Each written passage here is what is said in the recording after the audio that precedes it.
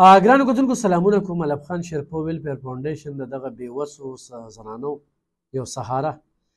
په نن ورځ کې مې دا 5مه ویډیو ده او دفتر کې نن دغې خلکو ته ناست وم، کوم خلک چې موږ سره په رابطه کې دفتر ته کم راځم، بار خپل صحافتي سرګرمۍ وي.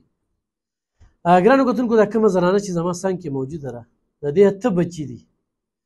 10 کاله شو چې خاوند دی ژوندی جاړ روغ دی. په دې 10 کالو کې علب خان شیرپو ویلفیر فاونډیشن د خپل وس مطابق د غوړي، چینی، پیزار، کپړې، نغدې دا ورکړي دي. اوس یو هفته مخکې هم دې له ویډیو کړې وه، 500 روپۍ مې ولا کرۍ ورکړې وه. اوس بیا راغلې ده، وي ماله خو وي چا 1 روپۍ هم رانه کړه. نو زه ورته یم خورې چې چا پیسې رالېږلې وي نو ما به ورته شمېرلې وي او درکړې به مې وي چې د الله نه نه پټېږي، د انسانانو نه نه پټوم، انسانانو ته جواب دیم، الله ته جواب دیم. خو دا دومره انتخابي ضرورتمند زنانه ده چې د دې څه انتخا نشته، ولې چې د ګټې وټې یې هېڅوک نشته. کور کې صرف ټول خوراک له خولې دي او 10 کاله شو خاوند دی ژوندی جاړ غیب دی. نو څه وی په دې موقع؟ نو بس موږ دا خبرې ضرورتمند ده، موږ د نارینه رومرو جمدو پته نشته، ګټه یې نشته، نه ماشومانان دي، خوراک نشته، نه. نو تاسو څه کوئ لکه ګټه؟ سلایي ماشین د سري نو ګنډل کولی شي؟ ولې نشو کولی؟ یو ماشوم له چل ورځي، لوریانو لري چل ورځي؟ څو لوریانې دي؟ 4 لوریانې دي او 4 زامن دي. نو دا زامن دي ګټه وټه نه کوي؟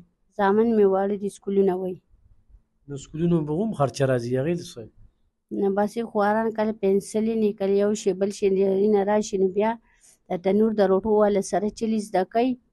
نو ما هم ولا کله 100 کله 1.5 روپۍ ورکړې، خو په هغې زموږ خوا دې خوا لکه نه رسوپې. نو اوس وایي چې د ماشوم دپاره موږ خپل یو تنور وویستلو، دوکان کولاو کړو، نو زه بیا به راته ټول وایي چې څه میلاویږي پرې راته. لکه خپل تنور چلولی شي خو چې پیسې راشي. ته اوس رالې یو ګیله شان دی وکړه که نه چې چایي سم رانه کړه. بس خلکه کمې ویډیوګانې زیاتې ګوري او کمو خلکو له رالیږي، په دغې باندې سوچ پکار دی. هغې زه بس په دې نه کوم چې بس یو ګوته سړی بل ته نیسي نو 4 واړه ګوتې دې طرف ته راځي. ګرانو کتونکو دی موبایل نمبر دی 0313 76 48 422. ابوذر دې زوی دی؟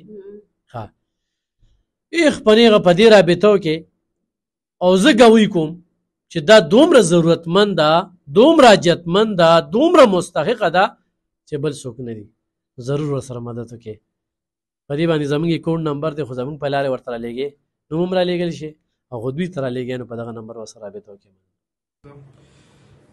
دا کریزان سره زما طرف نه واله ښه دوا کوه، صحیح ده.